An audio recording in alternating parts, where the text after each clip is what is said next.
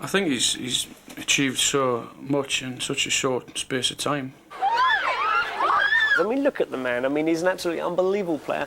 The thing is, as well, he happens to be a very good-looking guy as well. I think he's still got that boy next door image. He's got a lot of talent. He's a good-looking lad. He gets a lot of publicity, a lot of endorsements, and a beautiful girlfriend. So obviously there's a few comparisons.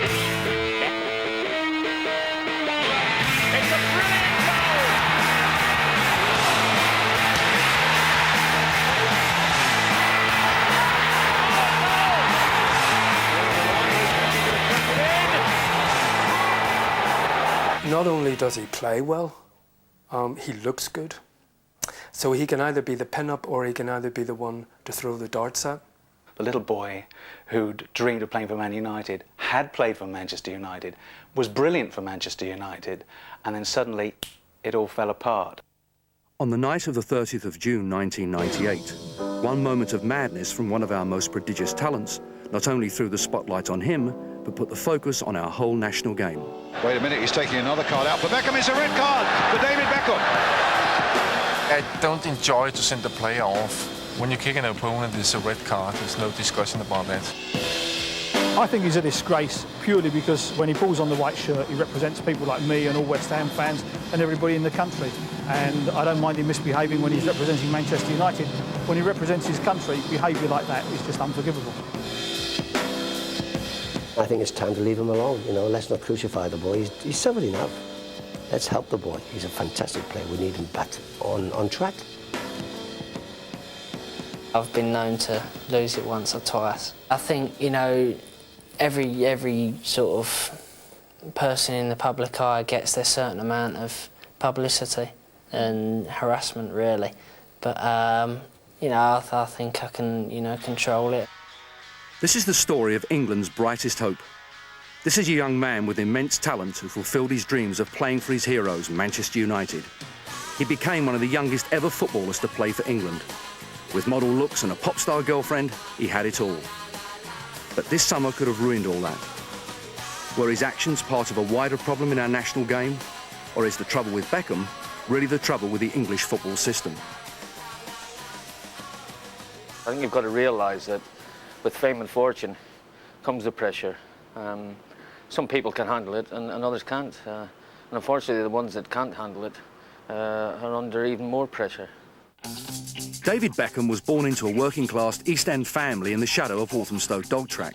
His father, a kitchen fitter, and mother, hairdresser, were both besotted football fans, a passion which soon rubbed off on their son. It was playing for Ridgeway Rovers, his local side, that he found his first success in football aged 7. Even from this early age, Beckham had a fascination with the game. We put an advert in the paper.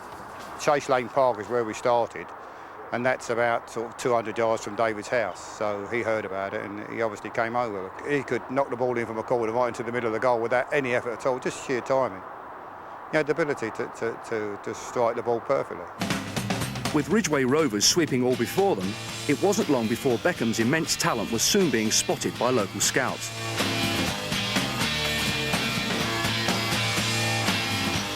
He was in my district and county teams as a schoolboy. He was an outstanding, talented individual. Unfortunately, he's gone on to realise his talent and do very well. But he was very dedicated, very focused, excellent attitude, and really has deserved everything that he's got. David went to secondary school in Chingford, Essex. Football was high on the agenda there, and he was one of a number of young talents being nurtured for higher things on the school playing fields.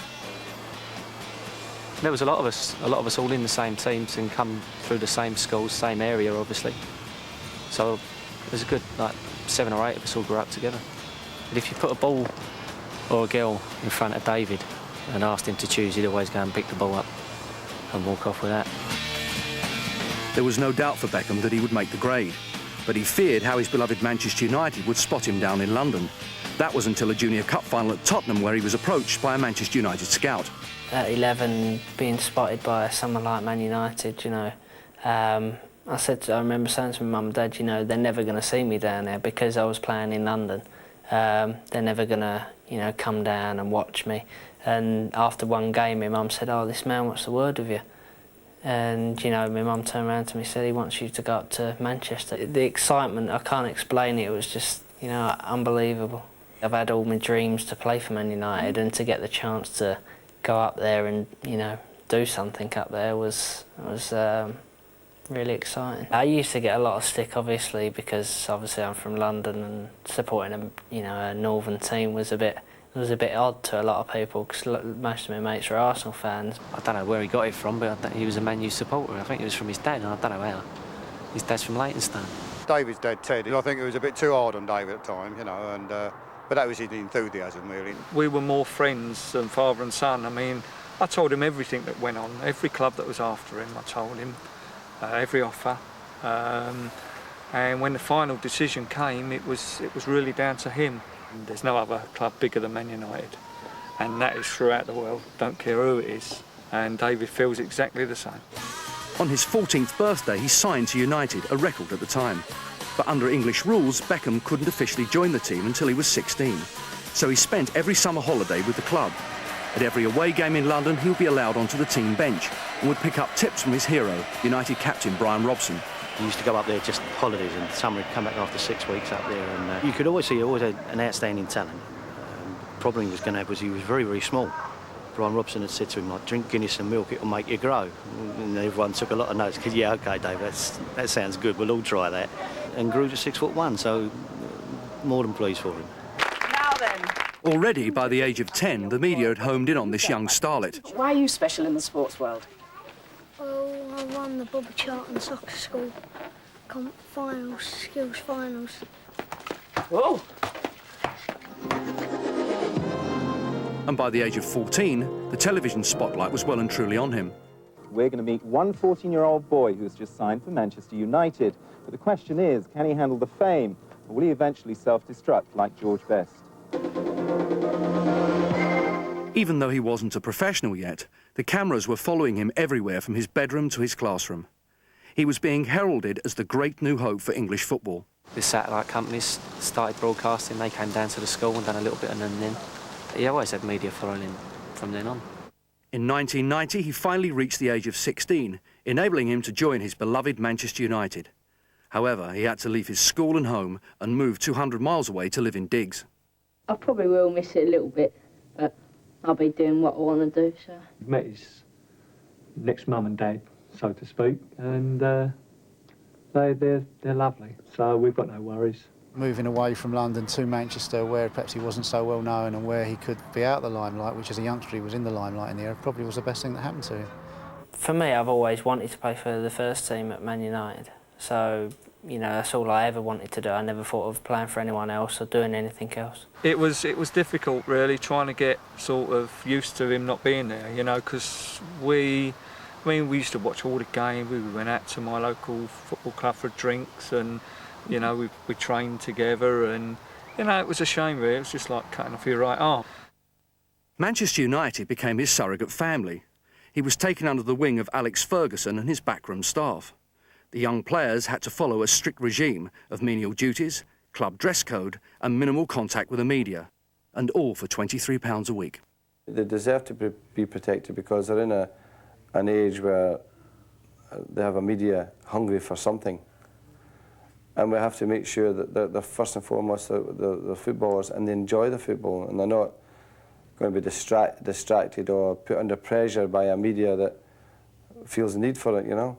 The manager is always very keen to make sure that they're not exposed to the media and the press, and I think that's a policy that he's upheld right the way through. So, yeah, he to a certain extent he would let you talk, but, you know, only on his say-so. So, what do you want to do, young man? I want to play for the biggest club in the world. Man United. Despite this glamorised advert that depicted how Beckham had achieved his schoolboy dream, the reality was he left school with few qualifications and apparently on his careers form could neither spell professional nor footballer. This lack of education has always been the way with the English system and is damaging for our national game. It means our players struggle under the immense pressure. One man who knows the pressures on modern footballers is Beachy Colclough, who is well known for counselling high-profile players. People come to see me because they can't cope. If you're bringing a whole load of emotional problems onto the field, then there's problems before the first whistle even goes, before the first ball's kicked. I can only equate it running on to the field at the meet, running down Harley Street with no clothes on, and everybody pointing their finger and going, no, you know, that must be awful. Best. Another famous Manchester United player who has felt the full pressure of the game is George Best. Georgie Best sets a new scoring record for Manchester United. I think they're under more pressure because they're under the spotlight a lot more. You know, the coverage of the game these days is phenomenal. So, I mean, at every club.